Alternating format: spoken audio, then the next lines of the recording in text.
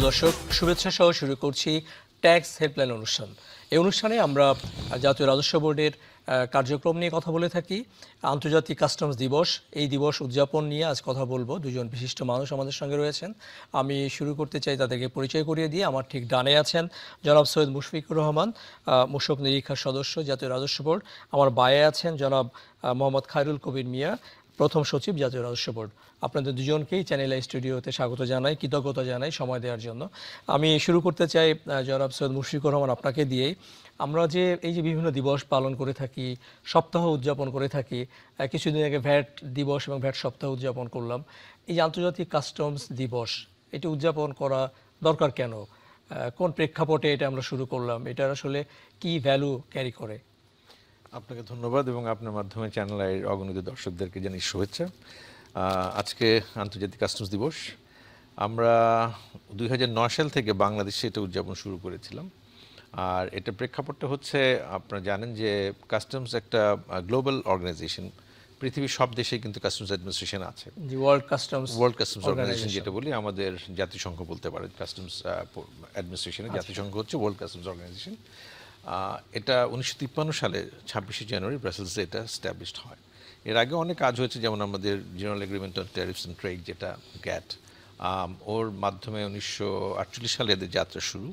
এটা কার্যক্রম পরিচালনা করতে করতে আমরা ডব্লিউসিও পাই 1953 সালের 26শে জানুয়ারি, এবং সেই থেকে 26শে জানুয়ারি এই ইনসেপশন ডেটটাকে আমরা ইন্টারন্যাশনাল কাস্টমস ডে হিসেবে বাংলাদেশে সেলিব্রেট করছি 2009 সাল থেকে। এর আগে আমরা ইন্টারনাল খুব ছোট পরিসরে করতাম, কিন্তু এরপরে আমাদের মনে হলো যে কাস্টমস তো আসলে শুধুমাত্র রেভিনিউ কালেক্ট করে না। জি, সেজন্য এটা পরিধি যত বাড়তে থাকলো, আমাদের কার্যক্রমে ন্যাশনাল সিকিউরিটির সঙ্গে সিকিউরিটি, ট্রেড ফ্যাসিলিটেশন, এই কাজগুলো যখন বাড়তে থাকলো, তখন আমরা ভাবলাম এটার সাথে জনগণের সম্পৃক্ততা বাড়াতে হবে। কারণ কর আহরণটা খুব প্রিয় কাজ না। সো আমাদের জনগণকে নিয়ে আমাদের যদি কাজ করতে হয়, সুতরাং এটাকে জনগণের মধ্যে সচেতনতা তৈরি করা। আমাদের স্বাস্থ্য সুরক্ষার জন্য আমরা যেটা চেষ্টা করি যে আমাদের খাদ্যের মধ্যে খাদ্য নিরাপত্তা, তারপরে ধরেন আমাদের যে ইন্টারন্যাশনাল কপিরাইটসের বিষয়গুলো আছে, নকল যেন জিনিস না আসতে পারে, সেগুলো প্রোটেকশন কিন্তু হিউম্যান হেলথ, এগুলো নিয়ে কিন্তু আমাদের অনেক কাজ করতে হয়, যেটা জনসাধারণ হয়তো ওইভাবে পরিচিত না। মানুষ মনে করে কাস্টমস বোর্ডে শুধু ডিউটি ট্যাক্স আদায়ের সাথে সম্পৃক্ত, কিন্তু ওটা আমাদের কাজের একটা ছোট্ট অংশ। আমাদের কিন্তু বড় অংশগুলো এগুলো, যেগুলো সম্পর্কে আমরা জনগণকে সচেতন করার জন্যই আসলে 2009 সাল থেকে এটাকে সেলিব্রেট করে আসছি। আমি জনাব খায়রুল কবির মিয়া আপনার কাছে জানতে চাই, আপনি যেহেতু নীতি বোর্ডের যে সব নীতি নির্ধারণ হয় সেখানে খুব গুরুত্বপূর্ণ ভূমিকা পালন করে থাকেন।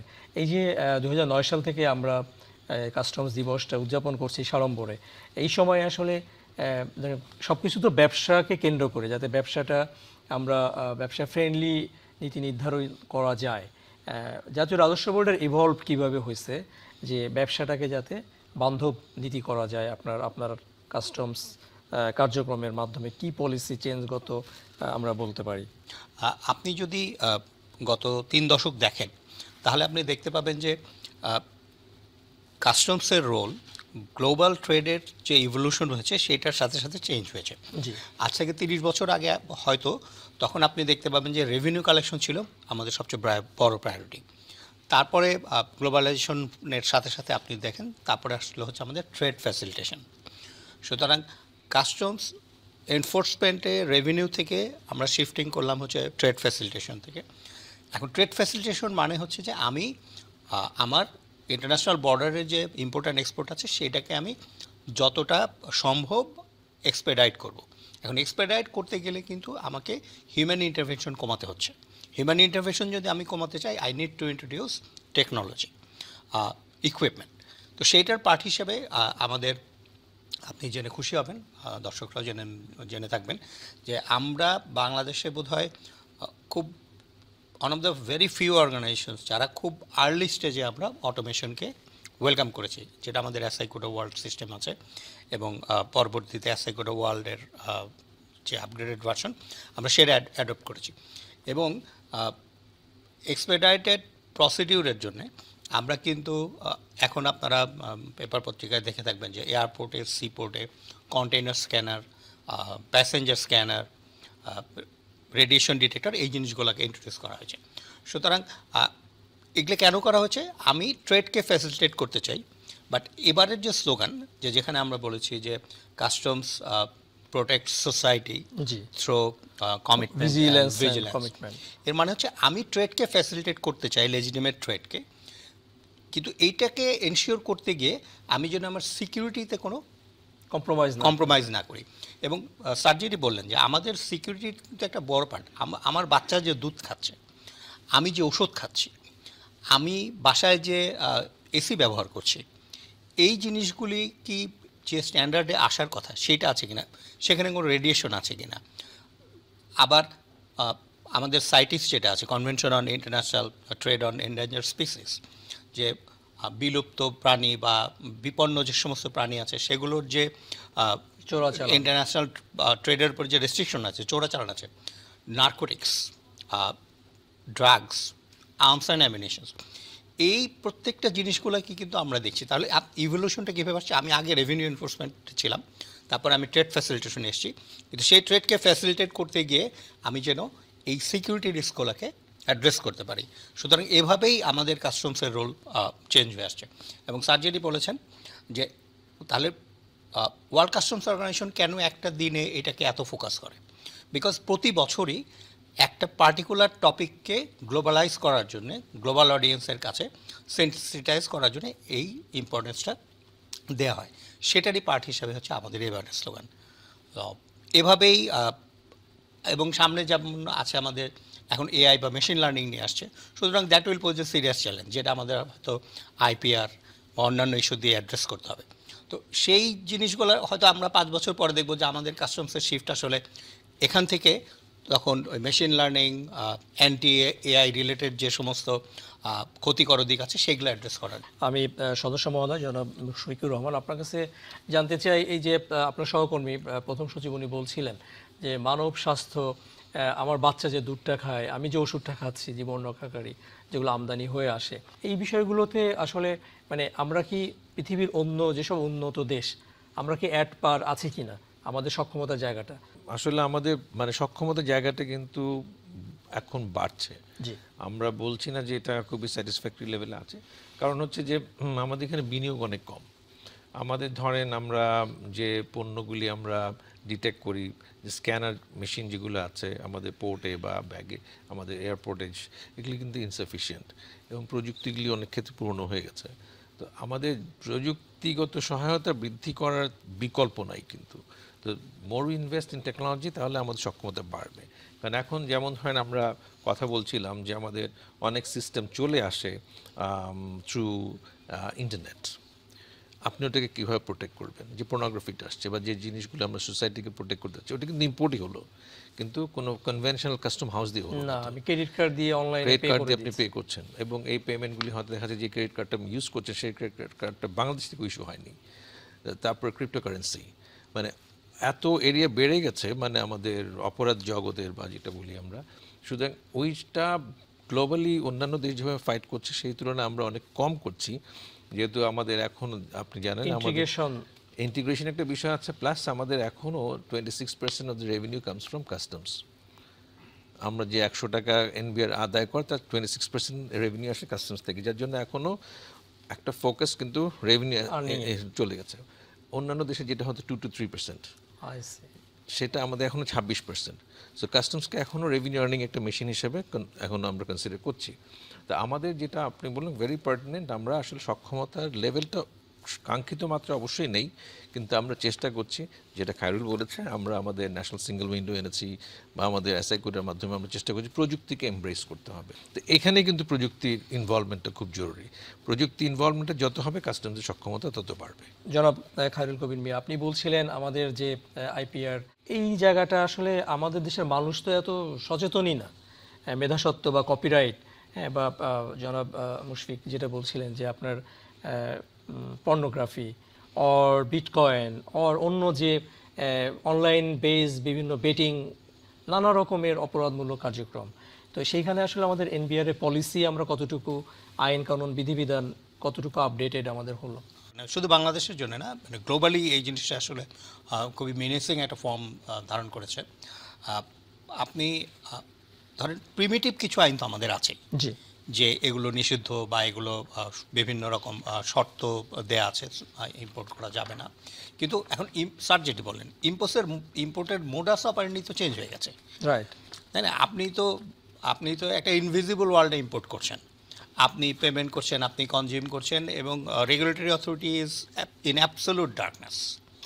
তো এখন এই জিনিস আবার আরেকটা বড় জিনিস যেটা আছে যে এই যে কন্টেন্ট, এই কন্টেন্টের ক্ষেত্রে কিন্তু ডেভেলপ ওয়ার্ল্ডগুলো থেকে একটা বড় পুশ আছে যে আমাদের দেশে বা থার্ড ওয়ার্ল্ড কান্ট্রিগুলোয় কিন্তু এই ভিজুয়াল কন্টেন্টের উপরে এখনও অনেক ক্ষেত্রে ইম্পোর্ট স্টেজে ট্যাক্স ইম্পোজ করা হয়। আপনি জানেন যে ডব্লিউটিওতে এইটা নিয়ে একটা বড় নেগোসিয়েশন চলছে, যেখানে ডেভেলপ ওয়ার্ল্ডগুলো বলছে যে না, এই যে ভিজুয়ালি ইলেকট্রনিক মিডিয়া যে মিডিয়াগুলো যে কন্টেন্টগুলো ট্রান্সফার হবে, এটাকে ট্যাক্স করা যাবে না। যদিও এখানে কোনো অ্যাগ্রিমেন্ট হয় নাই, ডব্লিউটিওতে এই আলোচনাটা চলছে। এটা তো ধরেন লেজিটিমেট কন্টেন্ট, কিন্তু ইললেজিটিমেট কন্টেন্ট, হার্মফুল কন্টেন্ট, সেগুলোর ক্ষেত্রে কী হবে? বা আরও যদি খুব কমনভাবে বলি, আমাদের যে ই কমার্স নামে এখন যে রাইট, দ্যাট আই মিন বড় অনলাইনে যে বাণিজ্য প্ল্যাটফর্ম আছে, এখন ই কমার্সের মধ্যে কিন্তু কুরিয়ার ট্রান্সফার অফ গুডস কিন্তু একটা এলিমেন্ট মাত্র। সো ই কমার্স কিন্তু ইজ এ হিউজ এরিয়া। এখন সেই জায়গাটাকে অ্যাড্রেস করার বা ওই ই কমার্সের যে ইল কন্টেন্টগুলো আছে বা ইল মোটিভগুলো আছে, সেটাকে অ্যাড্রেস করার মতো সাইবার ক্যাপাসিটি আমাদের মতো তৃতীয় বিশ্বের দেশের অনেকেরই নাই। ইভেন আমাদের এখনও ওইভাবে একটা ফ্রেমওয়ার্কও নেই আমাদের মিনিস্ট্রি অফ কমার্স থেকে। তো এই জায়গাগুলো আসলে খুব মানে যে হারে এই এরিয়াটা ডেভেলপ করছে, আমাদের গভর্নমেন্ট সিস্টেমের বা রেগুলেটরের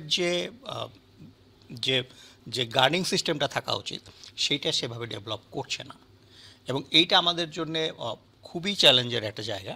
তো আমার মনে হয় যে আমাদের দেশের এবং এটা স্যার যেটা বলেছেন যে আমাদের কাস্টমসের যেটা বড় একটা চ্যালেঞ্জ, সেটা হচ্ছে যে আমরা তো আসলে we are the front soldier, everything comes আমাদের মাথার উপর দিয়ে আসে। এখন তার অনেক কিছু অ্যাড্রেস করার মতো ইকুইপমেন্ট আমার নাই, আবার অনেক কিছু আমার জুরিসডিকশনেই পড়ে না, but still I am the one who has to face the music. আমাকে অ্যাকাউন্টেবল হতে হয়, আমি কেন এটা দেখে নেই। কিন্তু অনেক ক্ষেত্রে আছে এটা আমার জুরিসডিকশনে না, অনেক ক্ষেত্রে আছে এটাকে ফেস করা বা এটাকে অ্যাড্রেস করার মতো জিনিস আমাদের নাই। বাট আমার মনে হয় ইট ইজ টাইম নাও যে এই জিনিসগুলোর যে যে মেনেসিং ইম্প্যাক্ট, সেটাকে আমরা গ্র্যাস্প করি, সেটাকে আমরা বুঝে একটা হলিস্টিক অ্যাপ্রোচে ইন্টারমিনিস্ট্রিয়াল বা গভর্নমেন্ট প্রাইভেট পার্টনারশিপে একটা মেকানিজমের দিকে যাওয়া উচিত। তা না হলে এটি অ্যাড্রেস করা আসলে খুবই কঠিন। সৈয়দ মুশফিক, আপনি নিশ্চয়ই অ্যাগ্রি করবেন। ধরেন এই যে আমরা কি তাহলে কি দুষ্টু চক্র ভাঙবো না, যে আমাদের বিনিয়োগ নাই, আমাদের এই জন্য টেকনোলজি আনতে পারতেছি না, আবার আমাদের সক্ষমতা বাড়াতে পারছি না, এর ফাঁকে তো যারা অসাধু তারা তো রাষ্ট্রের সিকিউরিটিকেও চ্যালেঞ্জ করে বসতে পারে। শুধু মানে আমার হেলথ ইস্যু না, ইভেন একটা রাষ্ট্রের সিকিউরিটিকেও চ্যালেঞ্জ করা সম্ভব। তাহলে আমরা কি গোয়িং ফরওয়ার্ড হব না, আমরা লুকিং ফরওয়ার্ড হব? অবশ্যই, আমি তো বলেছি যে আমাদের কিন্তু ধরেন কন্টেইনার স্ক্যানারগুলো মোটামুটি ইনস্টল, তো ফিজিক্যাল থ্রেটস যেগুলি আসা সম্ভব সেগুলো আমরা অনেকটা কমব্যাট করার মতো আমাদের সক্ষমতা আছে। যে ফিজিক্যাল গুডস, যেমন আর্মস আসতে পারে, ড্রাগস আসতে পারে, অন্যান্য যে কোনো ক্ষতিকর জিনিস, সোসাইটির জন্য ক্ষতিকর যেগুলো ফিজিক্যাল গুডস, সেগুলো আমরা ডিটেক্ট করতে পারি বা আটকাতে পারি, provided it's coming through proper custom station. এখন হয় না, আমাদের তো একটা পোরেস বর্ডার, 4,500 কিলোমিটার একটা পোরেস বর্ডার, যেখান দিয়ে যে কোনো কিছু আসতে পারছে, চলে যেতে পারছে। আমাদের এখানে অনেক সময় সন্ত্রাস করে বর্ডার দিয়ে পালিয়ে যাচ্ছে, ধরতে পারছেন। তো এই এনফোর্সমেন্টটা, যেটা খায়রুল বললো, একটা কোঅর্ডিনেটেড এফোর্ট লাগবে, যেটা আমাদের একটা অ্যান্টি স্মাগলিং টাস্ক ফোর্স রয়েছে, খুব ইফেক্টিভ না। তো এই জায়গাগুলি হলে হয়তো আমাদের ওই ফিজিক্যাল সিকিউরিটি অংশগুলো আমরা টেক কেয়ার করতে পারবো। কিন্তু ওইগুলিতে এখন পৃথিবী এখন চেঞ্জ হয়ে যাচ্ছে। পৃথিবী কিন্তু এখন মানে ফিজিক্যাল যুদ্ধ করে কিছু ক্ষতি করছে না। আপনার ফাইন্যান্সিয়াল সিস্টেমগুলিকে যদি সে হিট করতে পারে, সেটা আরো মেনেসিং, আরো ভয়াবহ। আমাদের রিজার্ভ থেকে টাকা চলে গেল না, ওখানে কি কেউ অস্ত্র নিয়ে এসেছিল? কিছুই নিয়ে আসেনি, কিন্তু কেউ আসেই নাই, ফিজিক্যালি কেউই আসে নাই। তা কিন্তু আপনি দেখেন প্রায় $800 মিলিয়ন চলে গেল, বা ইভেন মোর, $8 বিলিয়ন। তো তো এটা তো ধরেন আমাদের জন্য আরো ভয়াবহ, less than a billion, less than 8 million, পরে আবার এটা রিকভার হয়েছে। কিছু বোধহয় রিকভার হয়েছে। তো আমি যেটা বলছিলাম, যেমন ধরেন আমাদের এখানে এই কাজগুলি যখন হয়, আমাদের এই যে ওভার ইনভয়েসিং হয়, আমরা যেটা বলি ট্রেড বেস মানি লন্ডারিং, হ্যাঁ, আমাদের এখান থেকে টাকা পাচার হয়ে যাচ্ছে, আমাদের যে ট্রান্সফার প্রাইসিংগুলি হচ্ছে, যেমন ধরেন একটু আগে আলাপ হচ্ছিল, আমরা সফটওয়্যার ইম্পোর্ট হয়, সফটওয়্যার কিন্তু একটা সার্ভিস, জি, এটা কিন্তু কোনো কাস্টম হাউস দিয়ে আসছে না, কিন্তু মিলিয়ন্স অফ ডলার্সের সফটওয়্যার কিন্তু বাংলাদেশে আসছে।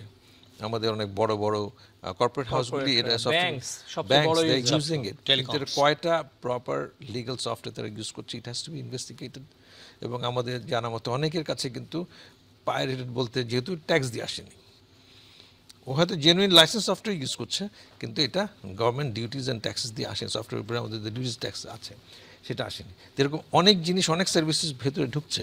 ইম্পোর্ট অফ সার্ভিস কিন্তু এখন একটা হিউজ এরিয়া ফর, মানে আমাদের ডিবেটের, এটা কারুল বলার চেষ্টা করছে যে আমাদের মিনিস্ট্রি অফ কমার্স থেকেও, যেহেতু এই পলিসি ফ্রেমিংগুলি হয় কমার্স মিনিস্ট্রি আন্ডারে, তো ওখান থেকেও কিন্তু আমাদের একটা কোঅর্ডিনেশন লাগবে উইথ এনবিআর, যে আমরা এনফোর্স করবো যখন I need a policy guideline, আমি কি এনফোর্স করবো, আমার jurisdiction কতটুকু। রাইট, কারণ কাস্টমস তো basically it's an enforcement agency, আমরা ওই এনফোর্সমেন্টটা আমাদের জন্য খুব ইম্পর্টেন্ট। আপনারা এই 2-3 দিন আগেই গোল্ড যারা আমাদের দেশে ব্যবসায়ী, সোনার স্বর্ণ ব্যবসায়ীদের সঙ্গে বসেছিলেন। এখন ওই মিটিংয়ের ডিসিশনটা হচ্ছে এরকম যে তারা চাচ্ছে যে আমাদের যে ইম্পোর্টের যে রেগুলেশনটা যেটা আছে, যে আপনাকে আগে রিকুইজিশন দিতে হবে, একটা ব্যাংকের থ্রুতে আনতে হবে, সেন্ট্রাল ব্যাংকের পারমিশন লাগবে, সো দ্যাট গোল্ড কিন্তু ইটস লাইক এ কারেন্সি, এটা more than a currency, more than a currency at the moment, তো তাই, হ্যাঁ, গোল্ডের দাম যেভাবে মানে বেড়ে যাচ্ছে, তো এখন আপনি যখন গোল্ড ইম্পোর্ট করবেন, it will hit your reserve, মানে যেটা আমার এফএক্স রিজার্ভ, আমি এখন কতটুকু অ্যালাউ করবো, যার জন্য এটা কন্ট্রোল একটা ইম্পোর্ট করে রাখা আছে। সেটা ইন্ডিয়ার পলিসি দেখলে আপনি দেখবেন সিমিলার, কিন্তু ইন্ডিয়া ফর্মালি তারপর ইম্পোর্ট করছে, কিন্তু আমাদের বাজুস, যেটা বাংলাদেশ জুয়েলারি সমিতি, ওরা যাচ্ছে এটাকে নর্মাল এনি আদার গুডসের মতো ওপেন করে ফেলতে, তো দ্যাট ইজ ভেরি চ্যালেঞ্জিং। এটা মানে ধরেন এটা তো আর মানে আপনার পার্সোনাল ইউজের গাড়ি না, বা আপনার বাসার ফার্নিচার না, বা এয়ার কন্ডিশনার না, যে আমি ঠিক আছে কমার্শিয়ালি যে যত পারো ইম্পোর্ট করো, এটা তো মানে এটার ওর সাথে অন্য জিনিস ইনভলভমেন্ট আছে। অবশ্যই আপনি তো এটা দিয়ে পুরো আপনার আর্থিক ব্যবস্থাপনা ধ্বংস করে দেওয়ার, হ্যাঁ, আমার মানে ষড়যন্ত্র হতে মনিটারি পারে। পলিসির একটা ইকুইপমেন্ট হতে পারে এটা, তাই না? তো আমার পলিসি লাইনে যেগুলি হিট করবে, সেগুলো যদি আমি এভাবে অবাধে আমদানিযোগ্য করা তো চ্যালেঞ্জিং। তো তারপরে আমরা বলছি হ্যাঁ ঠিক আছে, যে যে জায়গাটা আটকাচ্ছে, আমরা যদি এটা ঠিক করে দিতে পারি, at least we can have an account যে আমার এই পরিমাণ গোল্ড ইম্পোর্ট হয়েছে, এই ইম্পোর্টেড গোল্ডটা কোথায়, তাহলে এটাও একটা হিসাব নিকাশ রাখতে হবে। যেরকম ধরেন আমাদের বন্ডের কাপড়, জি জি, এটা আমরা হিসাব রাখতে পারি, কিন্তু আলটিমেটলি কতটুকু export হলো। হ্যাঁ ওইটা এক্সপোর্ট দিয়ে, কিন্তু এটাও তো একটা অভিযোগ আছে যে একটা বড় অংশ সিগনিফিকেন্ট বাজারে, খোলা বাজারে বিক্রি হয়ে গ্রে মার্কেটে আছে, তো সেটা হিসাব তো করা যায় না, যেটা আমি বললাম, যেটা ধরা পড়ে না সেটা স্ট্যাটিস্টিক্সও পাচ্ছি না আর কি। জি, অনেক ধন্যবাদ জনাব খায়রুল কবির মিয়া। আপনি যদি দর্শকদের উদ্দেশ্যে কিছু বলতে চান, আন্তর্জাতিক কাস্টমস দিবস আমরা উদযাপন করছি এই সময়ে, দর্শক আর ব্যবসায়ীদের উদ্দেশ্যে। আমরা স্যার যে কথা বলেছেন এবং আমরাও আমিও সে কথাটাই বলতে চেষ্টা করেছি স্যারের সাথে, যে কাস্টমস হচ্ছে এনফোর্সমেন্ট এজেন্সি। সুতরাং আমরা আমাদের কাজ করতে গিয়ে আমরা অনেক কিছুকেই অ্যাড্রেস করি যেগুলি আমার জুরিডিকশনের মধ্যে না, জি, কিন্তু আমাকে সেগুলো ফেস করতে হয়, আমাদেরকে সেগুলো ফেস করতে হয়। সুতরাং এই এবং সামনে যে জিনিসগুলো আমাদের আসছে, আর্টিফিশিয়াল ইন্টেলিজেন্সের ইস্যু, আইপিআর রিলেটেড ইস্যু, অন্যান্য যে জিনিসগুলো আসছে, সেই জিনিসগুলোর জন্য যদি আমাদের একটা ফ্রেমওয়ার্ক থাকে, একটা যদি সমন্বিত পলিসি থাকে, সেটি আমাদের জন্য একটা ভালো গাইডলাইন হিসেবে কাজ করে। সেকেন্ড হচ্ছে যে আরেকটা খুব ইম্পর্টেন্ট কথা স্যার বলেছে, এই যে আমাদের যে ডিজিটাল ওয়ার্ল্ডের যে মিনেসটা আছে, বা সাইবার সিকিউরিটির যে ইস্যুগুলো আছে, আমাদের দেশের কিন্তু একটি বড় সংখ্যক মানুষ মনেই করে না যে cyber security is a security threat for me. আমি যে ফোন টিপছি, আমার ফোনটা যে এনইআইআর এর রেজিস্ট্রেশন নাই, এটা যে অনেক বড় সিকিউরিটি রিস্ক, এটা কিন্তু আমরা বুঝছি না।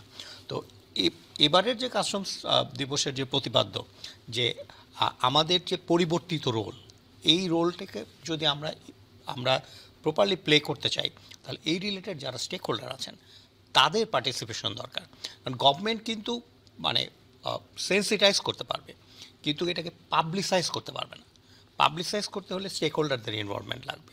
পরিবর্তিত বিশ্ব ব্যবস্থার সাথে তাল মিলিয়ে ট্রেড ফ্যাসিলিটেশনকে এনকারেজ করার জন্যে আমরা কাজ করে যাচ্ছি, এনবিআর কাজ করে যাচ্ছে, এবং আমাদের আলটিমেট টার্গেট স্যার যেটি বললেন যে আমরা অটোমেশনের মাধ্যমে লিস্ট ইন্টারভেনশনে, যে আমরা আমাদের সাথে আমাদের যারা সার্ভিস রিসিপিয়েন্ট, আমাদের যারা stakeholder, সাক্ষাৎ কম হোক। তাদের সাথে আমরা দেখা সাক্ষাৎ করতে চাই না, এবং সেই পথে কিন্তু আমরা অনেক দূরে গিয়েছি।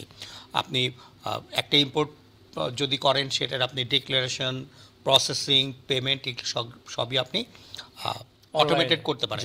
সুতরাং ফিজিক্যাল ইন্টারভেনশন ছাড়া অলমোস্ট 60-70% কনসাইনমেন্ট কিন্তু আসলে সার্ভিস প্রোভাইডার এবং সার্ভিস রিসিপিয়েন্টের সাথে দেখা হওয়ার কোনো সুযোগ নেই।